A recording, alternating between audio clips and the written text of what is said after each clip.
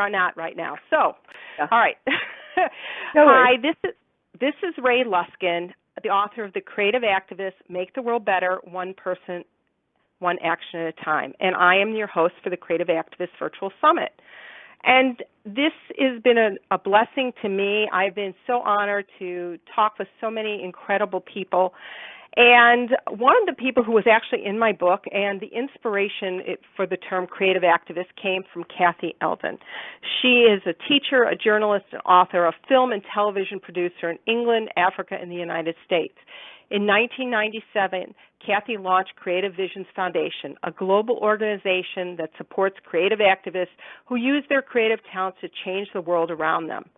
And so I wanted to have Kathy on today because she can explain her story better than I ever can, and she's been doing some wonderful new things that I think you would love to hear about. So, Kathy, welcome. Well, thank you very much, Ray. When you came into my life, I just took a great big sigh of relief because we, coined this phrase a long time ago, and we trademarked it because we really loved the concept of creative activism, but we didn't want anybody to use it in an incorrect way, And when we started talking, and I realized that you were way ahead of anybody and doing the most wonderful work imaginable, so it's a joy to be in conversation with you today. Well, thank you. And yes, we are a mutual admiration society in this case. So why don't you tell people a little bit about the inspiration behind the work that you do? Well, it's a bit of a story. I'll try to be brief. But I was a young journalist in Nairobi, Kenya, in 1977. I moved there with my husband, Mike, and 2 small children, and I had the great privilege and pleasure of writing for the Nation newspaper, which was the largest English language newspaper at the time.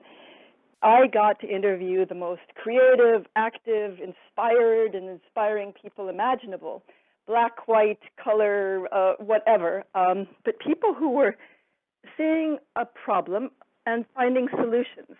And they didn't always ask permission to, to implement their solutions, but they went after those solutions and they created projects and they created organizations and they built institutions and structures, and it was just so inspiring.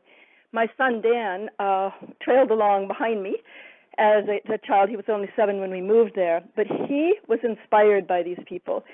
And he started being what I would now call a creative activist, and he used the power of his ability to be, as an artist, as a writer, as a photographer, to inspire people to action. And he started at a very young age with a young girl who needed a heart operation, and he organized a massive campaign called Operation Save a Heart, and through wild parties, he did all kinds of crazy things to raise money to save this girl's life. So he started with one individual. He moved on to a family, a Maasai family. The mother made jewelry. She had a sort of no good husband and a bunch of kids. So Dan sold that jewelry to everybody who came near our house or in the school, and managed to provide an income so that this wonderful woman, Kip and Get, could help herself. It wasn't a hand down; it was a hand up, let's say. He was excited by what he was able to do with the family, and when he was able to help an entire community, he jumped at it. He discovered a refugee camp down in Malawi of Mozambican refugees in 1990 and decided he would institute or create an organization which he called Student Transport Aid, raise money, and take that money in person together with 14 other young people, all the way down to from Nairobi to Malawi to the refugee camp, again, so those refugees could help themselves. They built 2 wells. They did all sorts of things that would enable people to have a much better life. And it changed their lives, but it really changed the lives of these teens, many of whom have gone on to pretty incredible things, including Christopher Nolan, who is the director of Batman.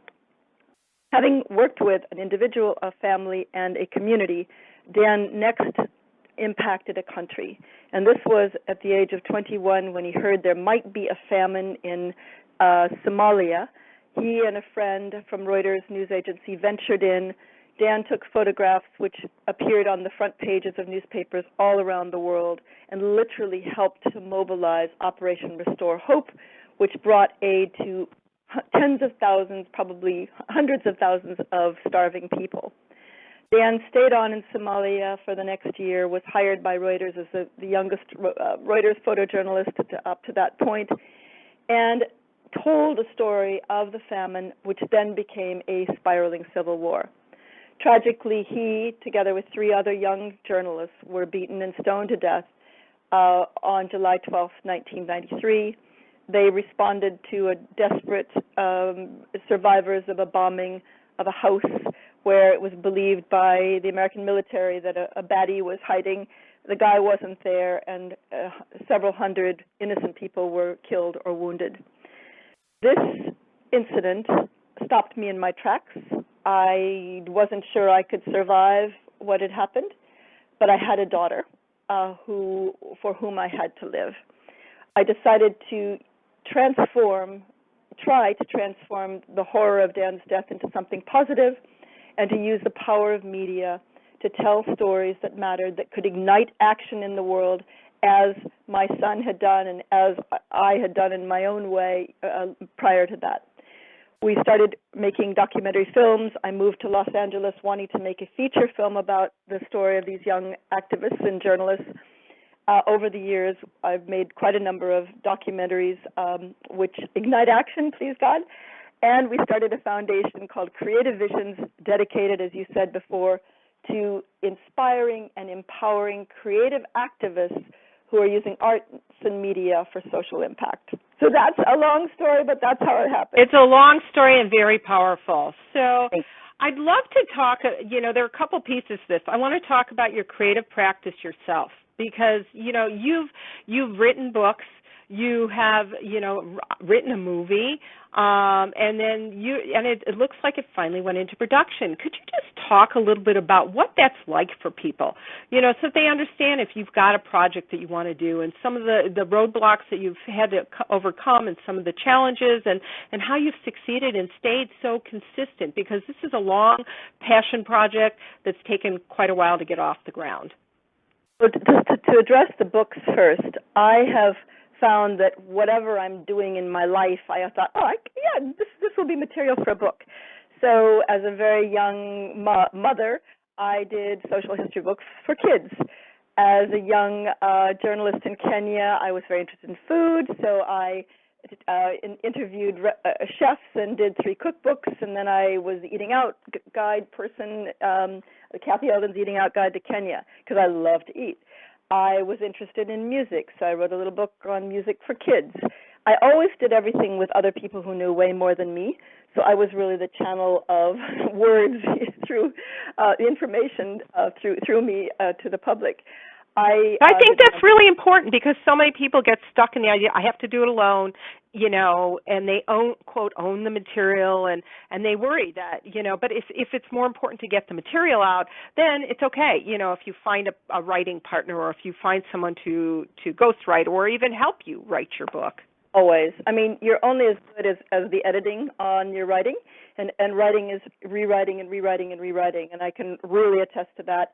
My memoir, In the Heart of Life, came out with Harper One. It took 16 years to get that book right. And every time it was rejected by major publishers, I thought, why on earth, why isn't it good enough? It was always just about there. But on the 4th time, and I tell this story because it's important for people to know, it was accepted by Harper One, and it's, check it out on Amazon, but it's out there. And it's wonderful. It's wonderful. And I wrote a review on Amazon right when it came out. Thank you so much, Ray. But it's just, it's just about determination and not being precious about your words. Whatever you're writing, be sure you've got somebody who's as clever or cleverer than you actually editing. So with regard to the books, when I was going through the hardest pain, deepest grief after Dan was killed, we did a book called Angel Catcher, A Journal of Loss and Remembrance, my daughter and I, which is a guided journal to help people deal with grief. When we were seeking our purpose, we did a book called Soul Catcher, a journal to help you become who you really are. And when I was desperately in need of new love in my life, we did a book called Love Catcher, a journal to bring more love into your life. And you know what? It worked. Amy married John Turtletab, a wonderful director, national treasure, phenomenal guy, and I married Michael, who's just a beautiful man. So I just use the situations in my life to motivate me to learn more and do more. But then you asked about the feature film. I moved from London to Hollywood in 1993, right after Dan was killed, because I wanted to make a feature about Dan's life and the life of the other young journalists and activists. I got the first deal in 1994, another deal in 97. They fell apart. It went into turnaround, in 2000. And every year since 1994, I tried to make this film. We had Julia Roberts. We had Daniel Radcliffe. We had beautiful actors and people involved. I did not write the film. It was a wonderful writer named Jan Sardi who wrote Shine, and then Bronwyn Hughes, the most talented director, woman imaginable, who co-wrote the screenplay. I am really astonished to say that the film is premiering with a gala premiere at Toronto in September of 2016. So that's 24 years of trying to do something. So either I'm really, pathetic, or you have to trust that when the time is right, things will happen. If the project's right and the time is right, you can actually make something happen, or it will happen. But and I think too many people give up on their dreams prematurely because it didn't happen in the first year. And the same thing with social change. We want to make impact, and if it doesn't happen immediately, they think they failed, and that's not true. Because if we all change, one person, one action at a time, if we do one thing slightly different and we start impacting more people, but it may take a little longer than you expect. I love that you say that, and it's absolutely true, and I can say that about creative activism. People were not, realizing that they had, we didn't have smartphones in our pockets that we could make films with, that we could capture things. We didn't have the power of cut and paste and computers. This is all fairly recent, where people feel empowered and have the tools and resources at their fingertips to be able to really tell stories that matter and can transform the world around you. And I always say the world around you because the world is a little bit too big to change all at once. But if we each are working on the world around us, and that can be your home, your community, your neighborhood, your town, we can go a long way with that. I love that. That's beautiful. So perseverance, that's what it took. And okay, I'm very excited for the film to come out. That's fabulous, and then it's going to be in Toronto. That's really dynamic. I'm really happy for you. So I understand you're also working on another project on palliative care in America. Yes, we've been working on for quite a while as well. We're trying to do a film called Best Care Possible, which is looking at Ira Byock's book by the same name and trying to create a special for PBS WETA about this issue. And in addition to that, I've just written another book, a guided journal called Who Cares? A Journal to Look After Yourself While Caring for Someone You Love, because I was a caregiver for a number of years with a very sick husband who happily survived, but I learned about how incredibly challenging it is to be a caregiver, and my heart goes out to those who are challenged with that. I love it. So you have been an activist in so many arenas, and I think that's the other piece that's really interesting. Some people feel there's only one cause they can be involved in, and you have transformed each time and picked different things that you are passionate about. I love that, whether it's the way you write your books and what you care about, and so you're presenting another point of view. And I, as a creative, for me, I'm sort of that kaleidoscope. So I can turn this way or I can turn that way. So yeah, I'm more like you. I can find a lot of things to be passionate about. Well, and our foundation is we don't dictate at all what people are supposed to care about. They come to us with an idea that they have, and it's like, how do we help surround you with tools and resources so you can be more successful? Okay, so let's talk a little bit more about that. So I know that you have some real resources that people can get right now. We might as well talk about it. What's on your website? Well, thank you. It's creativevisions.org, and you can join for free right now our network. And the network is a global network of people like you who want to do good things in the world using your creativity.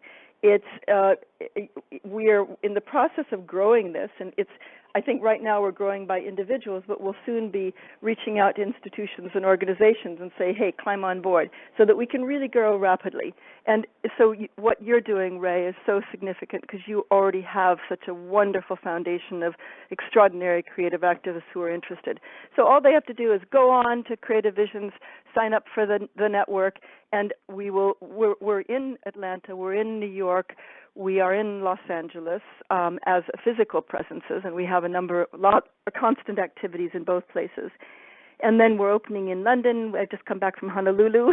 I think we're going to do something fun in Honolulu. So it's, we're like a virus, but it's a good virus. And if we all join hands, nobody has to replicate what other people are doing. We just try to cross-fertilize and support each other. I love that. And also, as part of your resources, you've got some videos on there. How do you measure change? How do you create a proposal? You have some real down-to-earth, practical information that is expert. And for people who are starting a project, thinking about it, this is great resources. So I know go there. It's fabulous. Thank you. We also have Rock Your World, which is rock-your-world for educators and students, teaching kids how to become a creative activist, how to use their creative spark to tell stories that need to be told about problems that need to be solved in social, humanitarian, and environmental issues. But it's based on the Declaration of Human Rights. We're in collaboration with the Robert F. Kennedy Foundation, and it's a really cool program that I strongly recommend that anybody who's an educator out there, middle to high school, has a look at. Is there a cost to this program, or no, is it available? Absolutely free, 100% free. We're right now, I think we have about 700,000 children in 25,000 schools, 29,000 teachers are using the program because everybody loves it. Kids love it because it's using their smartphones, their posters, spoken word. Teachers love it because the kids love it, and it's core curriculum. Common Core. Perfect. That's what I wanted to hear. So it's again, as I said, they have done so much amazing work through the foundation and through Creative Visions and Kathy's leadership and Amy. They've done amazing things. So what is your vision for the future for your organization? And, you say you want to connect with some organizations going forward. How do you view that? How do you see that happening? We now have an extraordinary new CEO. Pat Chandler has come to us from Points of Light Hands-On Network, which is the largest volunteer network in the world. She was a strategic advisor to Michelle Nunn there, and now she is running our organization. I don't want to be one of those founder syndrome people who sit on my mountain and say, you will do this, you will do that, and you will not do the other. I really am excited about having somebody who's so smart and such a visionary herself with the practical skills and business skills to be able to implement in a much, much better way than I was ever as a manager.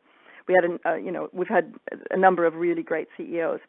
So my vision is to use media and the arts to spark that creative light that exists in every single individual around the world, to spark it at a time of enormous discord and pain in the world, of hateful rhetoric, of heartbreaking dissension and division. I want to see people come together with the belief that we as a global tribe can do something to make this world a better place, and not with platitudes, but with real action. I love it. Sign me up. That's exactly my mission. Okay, I think you're on the player. I think so. But let's talk about, I love a big vision, but how do you get that word out there? How does that become something that you translate into actions and out into the larger world to connect people? That is the key to the kingdom, and that is the hardest thing on earth, because the world, everything is so noisy, and our attention spans are that of a gnat. So that is the challenge. I guess from my perspective now, it would be social media is very useful. You can condense things down to gnat-like attention spans, which can engage people at the level where they are and bring them into something that has more depth, breadth, width. How do you rise above the noise? Very challenging. Start in your neighborhood making a noise. Start in your town. Start with your town newspaper, your city newspaper, your local rag, whatever it is. If it's online, start creating a presence for yourself, a brand for yourself. And I'm sorry to use those words, but it's okay. What is your brand? It's annoying, but just think about it. Who are you? What are you representing? Are your words in alignment with your actions? How can you get those words out to other people? Because if they're just in your head or with your neighbor, it's not really going to shift the needle. So what are you going to do that's visible and vocal? And it's not easy, and this is what we've been spending many, many years trying to teach people how to do. I think you have to rely on media of some kind, because otherwise you're going to be running from door to door and banging on it, So learn how to make short, effective films about what you're doing and make them funny or strong or profound or moving or all of the above. And, with good music, which moves the heart, and share them. I would take me a long time to cover it all, but check out the projects. We've got over 240 with whom we've worked at Creative Visions. We just had a 90 apply for 20 slots in our new Creative Activist program, but have a look at how they've done it, because they will inspire you. I agree, and I've actually had the pleasure of interviewing several of them, and Nomi Ackerman was actually in my book, and I have to tell you, this is a funny story. You never know when you're going to be talking to somebody, and creative activists, this happens to me all the time. If you have the intention of meeting somebody, and it's a mindset, and you put it out there, I make welcome another creative activist. I'm sitting on the plane coming home from California, and one of your creative activists is in there, Dan Adelson. And I'm like, he's telling me he's a filmmaker, and I said, well, do you know her? And she said, well, yes, I've been working with her. So you just never know where you're going to meet somebody and what connection it's going to be. And I've had that same experience where I actually was eavesdropping at the airport on some woman, and she's actually going to be one of our speakers because she's doing amazing things. She takes people out on the ocean and has these great ideas of how to clean up the ocean. So you never know where it's going to come, and I think that's part of it. Everybody's got some passion, as you were saying, and they may not have honed in on it yet. So what are some of your suggestions, how they can hone in on what is their passion and their purpose? What makes you smile? What makes you want to get up in the morning? Who do you want to surround yourself with? Today I had the miracle of a woman came with another person, didn't have a clue what we were all about. She it turns out that she was a publicist for many, many years with one of the biggest studios. She dropped out of that sort of rat race, which had become for her about 3 years ago, and she spent 3 years meditating, reading books, trying to figure out her purpose. She turned up in our place and took one look, looked around, said, "Oh my gosh, I'm yours. I'm on board. Whatever you want, need, I'm yours." So it's about envisioning who and what you are. It's about being receptive to the signals around you. It's about following energy, following positive energy. You do not want to be with people who drain you. And I have a new phrase for me, which is bless and release. I bless you, but I release you. And I really am not going to sit around for too long, being drained. It's just I've got so much to do in my life.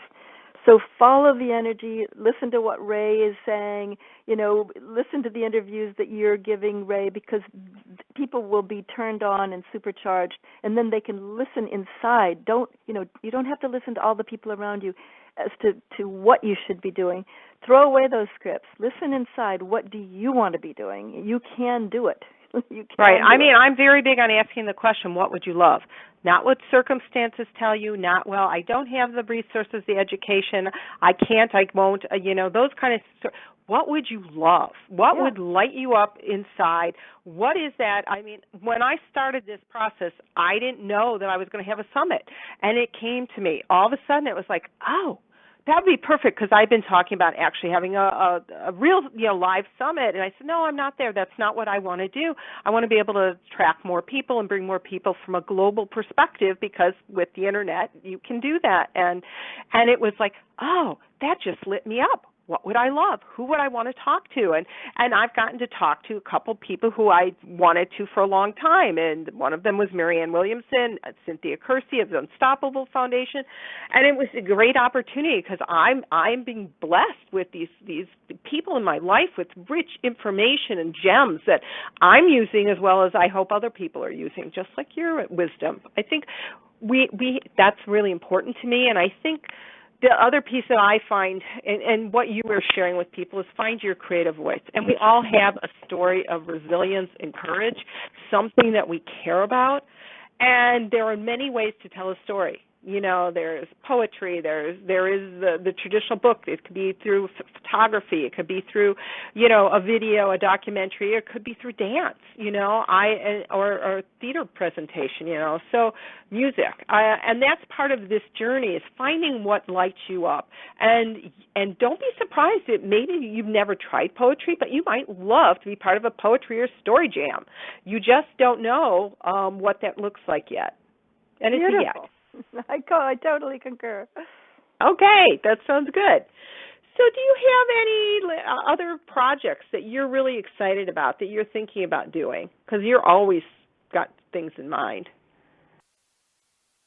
What a wonderful question. What would I like to do? I would like to do more working with young people. I'm going off to the University of Iowa and speaking on in early September. That turns me on. I love doing that. I love the sort of hands-on, roll-up sleeves, let's talk about vision and ideas. I honestly am excited about the shift that's coming in consciousness. I feel like there's a role for me and for all of us in that shift, and that you, Ray, are such a bright light within it. I don't know what it's going to look like, but I feel a gathering, and I feel that something quite intriguing is going to happen, and hopefully, and I'm not going to say hopefully, I think our film, The Journey is a Destination, will be part of this shift. That's why I've spent all these years getting it up and running, and with a wonderful woman director, Bronwyn Hughes. Okay. And are they actors, somebody we might know? Well, Maria Bello plays me, and Maria's quite a beautiful and well-known actress. Sam Hazeldine is another amazing British actor.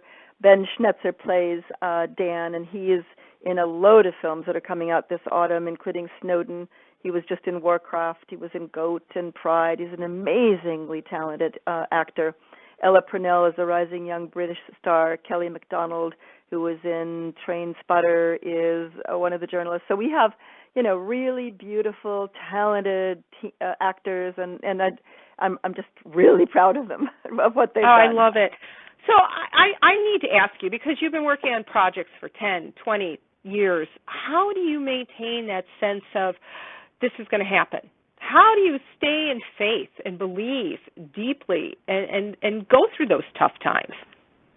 Well, I have to say that I have a cupboard full of projects that I've done proposals for. I have taken out to all kinds of people. I've tried to find sponsors for. I have many, many, many projects, many books, films, things that just haven't gone. So you have to be ready. The time has to be right. Obviously, the project has to be impeccable. Not every single thing is going to go, and that's why we often have a number of balls in the air at the same time.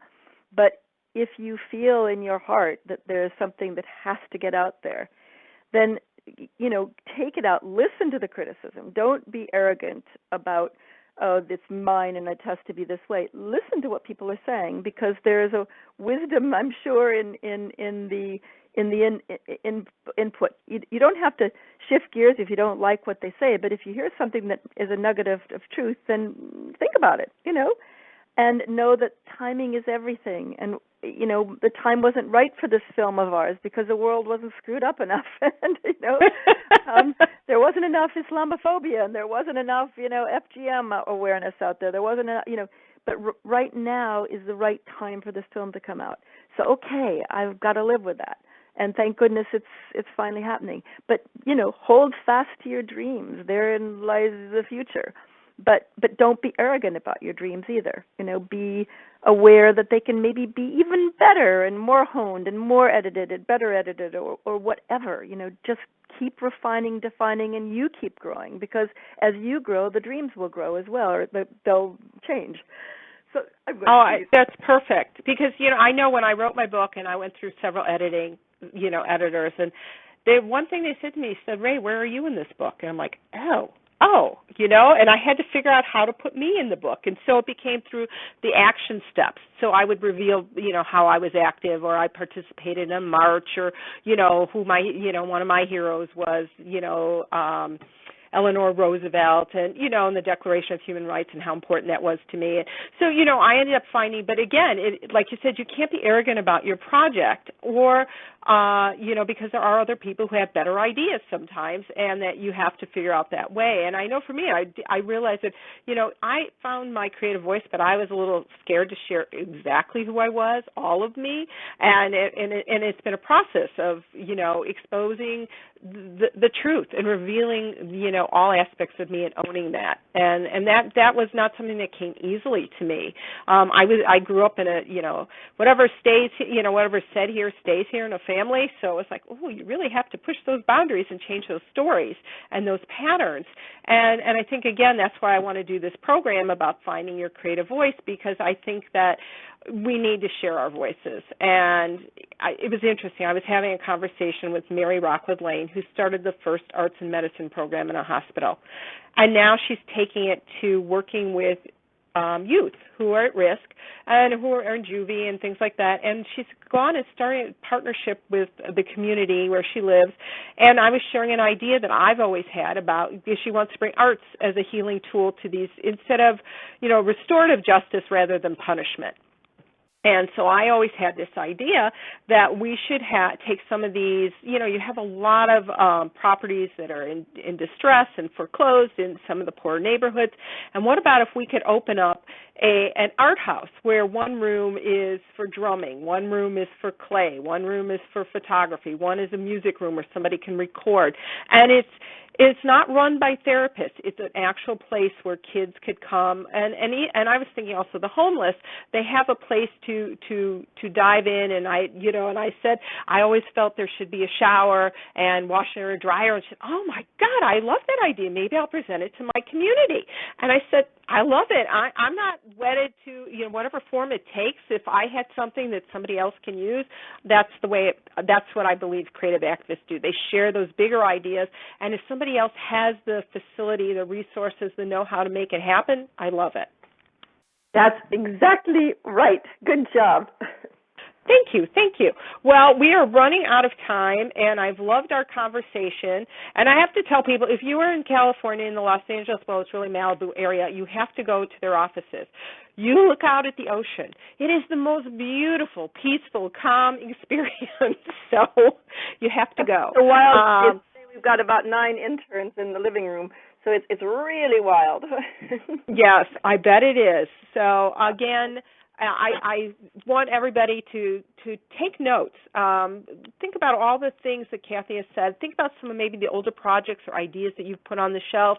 Maybe it's time you want to bring them back out, revisit them, let somebody else look at them and see if you can use them, and that may be your passion project for this year.